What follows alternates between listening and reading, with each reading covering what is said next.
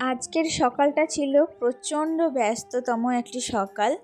আর এই ব্যস্ততম সকালের মধ্যেই আমি সমস্ত বাসি কাজ সকালে উঠে সেরে নিয়ে এখন একটু নিজেকে পরিপাটি করে নিচ্ছি। দেখবে সকালবেলায় উঠে একটু যদি নিজের যত্ন নেওয়া হয়, একটু নিজের পরিপাটি করা হয়, তাহলে কিন্তু সেই দিনকে মন খুব ভালো থাকে এবং এই ফুরফুরে মনে সংসারে সমস্ত কাজগুলো খুব সুন্দরভাবে করা হয়। আজকে হচ্ছে অশোক ষষ্ঠীর ব্রত। তো আমরা যারা ছেলের মা বা সন্তানের মা, তারা কিন্তু অনেকেই এই ব্রত পালন করে থাকি।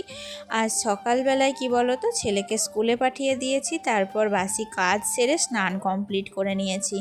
আর আমি যখন স্নান কমপ্লিট করলাম তখনও কিন্তু আমার হাজব্যান্ড বিছানাতেই ছিল। তো ঘুম থেকে একটু দেরিতে ওঠে, তো তারপরে ঘুম থেকে যখনই উঠে গেছে আমি কিন্তু আগে বিছানাটা পরিষ্কার করে নিচ্ছি। দেখবে পুজোর দিনে বা বাড়িতে যে কোনো একটা পুজো বা ব্রত কথা থাকলে সেদিন যদি বাসি বিছানা পড়ে থাকে, তাহলে কিন্তু আমাদের সংসারের অনেকটাই পজিটিভ ভাইব নষ্ট হয়। তো সেই কারণে আমি বাসি বিছানা পুজোর দিন না, এমনি প্রত্যেক দিনই কিন্তু আমি একদমই ফেলে রাখতে পছন্দ করি না। যেহেতু আমার হাজব্যান্ড একটু দেরি করে ঘুম থেকে ওঠে, তাই ও ওঠা মাত্রই আমি সঙ্গে সঙ্গে আগে আমার বেডরুমটা পরিষ্কার করে নিই, বাসি বিছানাটা ভালো করে পরিষ্কার করে নিই, তারপর সংসারের অন্যান্য কাজে আমি হাত লাগাই। সকাল টাইমটা এতটাই ব্যস্ততার মধ্যে কাটে যে কি বলবো তোমাদের, মানে তখন কিন্তু আমার নিঃশ্বাস ফেলার সময় থাকে না, আর নিজের দিকে তাকানোর তো সময় থাকেই না। অন্যান্য দিন আমি সকালবেলায় কীরকম অবস্থায় থাকি তোমরা নিজেরাই জানো। তো এমনি চুল আঁচড়াতেও কিন্তু সময় পায় না। আর যেহেতু আজকে একটু পুজোর দিন, তাই জন্য সকাল সকাল স্নানটা কমপ্লিট হয়েছিল বলে মাথাটা আঁচড়ে সিঁদুর পরে তারপর কিন্তু সংসারের কাজে লাগবো।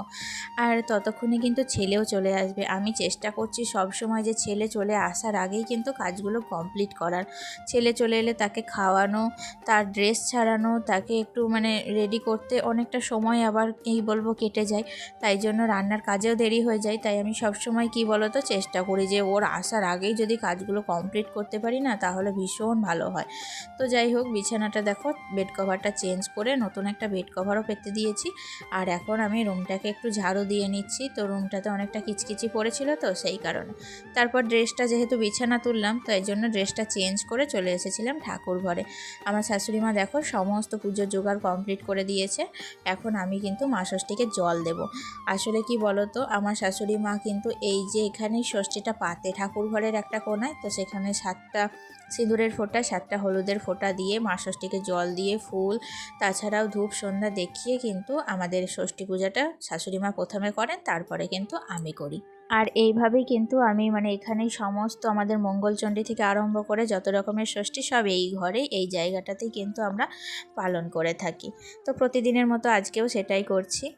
তারপরে ধূপ প্রদীপ সমস্তটা দেখিয়ে লাস্টে শঙ্খ বাজিয়ে কিন্তু আমার জল দেওয়া শেষ হবে। অশোক ষষ্ঠীতে অশোক ফুল কেন খাওয়া হয় জানেন? বাংলা সংস্কৃতিতে অশোক ষষ্ঠী হল মায়েদের একটি বিশেষ ব্রত। এই দিনে মায়েরা সন্তানদের মঙ্গল ও সুস্বাস্থ্যের জন্য দেবী ষষ্ঠীর পূজা করেন। বিশ্বাস করা হয় মা ষষ্ঠী হলেন সন্তানের রক্ষাকর্ত্রী দেবী।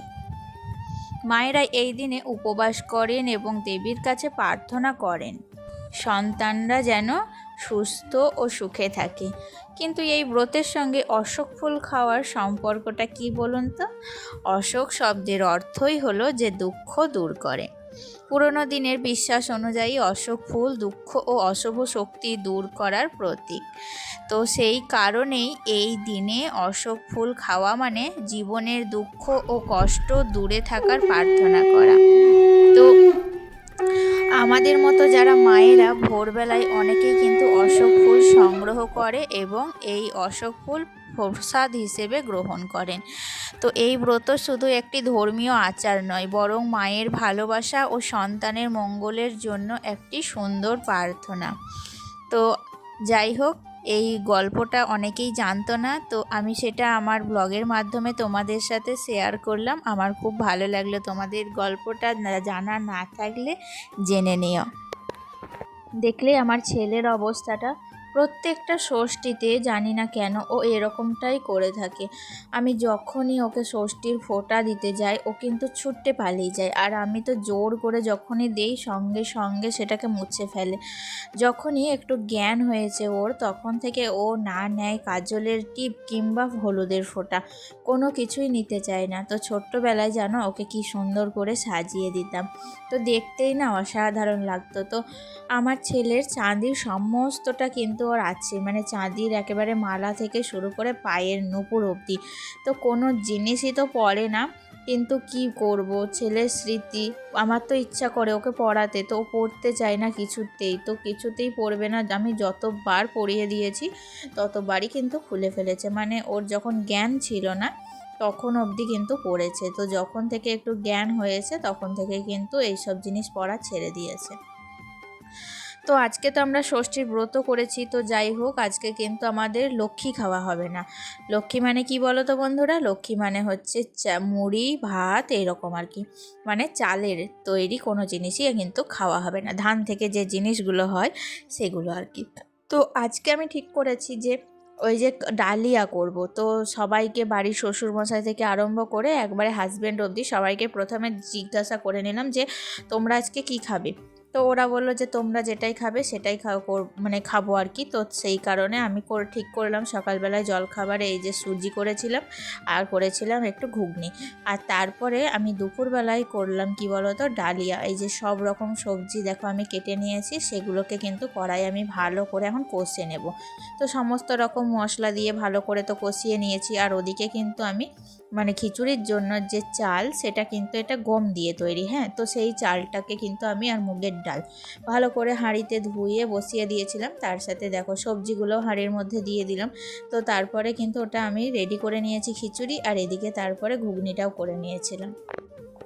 আর তারপরে একটু ভাজা মশলা দিয়ে দিলাম। ভাজা মশলা দিলে প্রত্যেকটা জিনিসই কিন্তু আলাদা রকম টেস্ট হয়।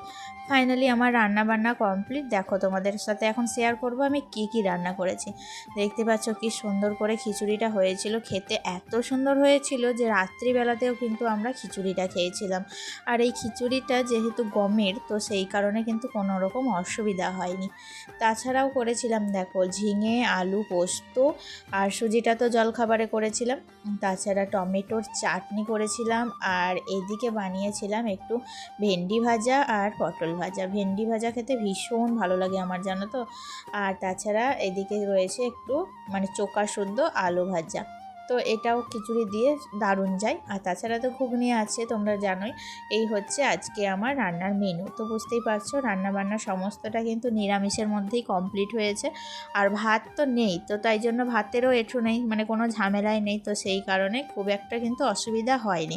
আর যেহেতু অনেকটা সকাল সকাল উঠেছিলাম, তাই রান্নাবান্নাও কিন্তু আমার 12টার মধ্যে কমপ্লিট হয়ে গিয়েছিল। আর সকালে জলখাবারটা এখনও পর্যন্ত কিন্তু খাওয়া হয়নি, মানে পুজো করে তারপরে ব্রত কথা পড়ে অশোক কলি ধুয়ে জল খেয়ে তারপর প্রসাদ খেয়ে তারপর কিন্তু খাবারটা খেতে হয়। তো আমরা তো ব্রত কথা এখনও পড়া মানে শোনা হয়ে গেছে, তবুও মানে ওই যে অশোক কলিটা জল ধুয়ে কিন্তু খাওয়াটা এখনও হয়নি। তো আমরা সবাই মিলে একসাথে হয়ে আমরা খাওয়া দাওয়াটা করব। এটার কিন্তু আলাদা রকম একটা মজা, জানো তো। একসাথে খাওয়া দাওয়ার আলাদা রকম একটা মজা, আমার ভীষণ ভালো লাগে এই ব্রত মানে দিন আমরা সবাই যখন একসাথে খাওয়া দাওয়া করি, ভীষণ ভালো লাগে। তো খাওয়া দাওয়া করে একটু রেস্ট নিয়েছিলাম। তারপরে দেখো বিকেলবেলায় চলে এসেছি আমরা একটু বাইরে, মানে অনেক দিন হয়ে গেল কি বলো তো বাইরের দিকে বেড়াতে আসা হয় না। মানে ওই যে টিউশনি যাই, টিউশনি থেকে আসি, তারপরে বাড়িতেই একটু বসে মানে সন্ধে লেগে যাচ্ছিলো। ছোট দিনের বেলা ছিল, তো এখন তো বেলাটা অনেকটা বড় হয়েছে। আর তাড়াতাড়ি করে রান্না বান্নাটাও আজ কমপ্লিট হয়ে গিয়েছিল। তো আজকে 2:30টার মধ্যেই কিন্তু টিউশনি চলে গিয়েছিলাম, আর তাই জন্য 4টের মধ্যে টিউশনি ছুটিও হয়ে গিয়েছিল। তো সেই কারণে দেখো আমরা বিকেলবেলা একটু বাইরের দিকে আজকে বেড়াতে এসেছি, হাঁটতে এসেছি বলতে পারো। তো আমাদের এইখান থেকে আমাদের বাড়ি বেশি দূরত্ব না, ওই অল্প একটু। তাই জন্য আমি দিদি আর আমার ছেলে 3জনে মিলে একটু হাঁটতে বেরিয়েছিলাম। তো দেখো আমরা কিন্তু এবার বাড়ির দিকে রওনা দিচ্ছি, মানে ঘোরাঘুরিটা কমপ্লিট হয়ে গিয়েছে। আর এখানে দেখো মানে ছেলে ওর পিসির সাথে কিন্তু দুষ্টুমি করছিল, মানে পিসির ক্লিপটা নিয়ে নিয়েছে দেখতে পাচ্ছ মাথা, তো সেটাই কিন্তু দেবে না বলে কাড়াকাড়ি করছিল। তো তারপরে বাড়িও চলে এসেছিলাম, আর বাড়ি চলে এসে রান্নার প্রস্তুতি রাত্রের জন্য। সকালে তো জলখাবারে আজকে লুচি বানাইনি, তাই জন্য রাত্রিবেলায় কিন্তু ময়দাটা করেছি।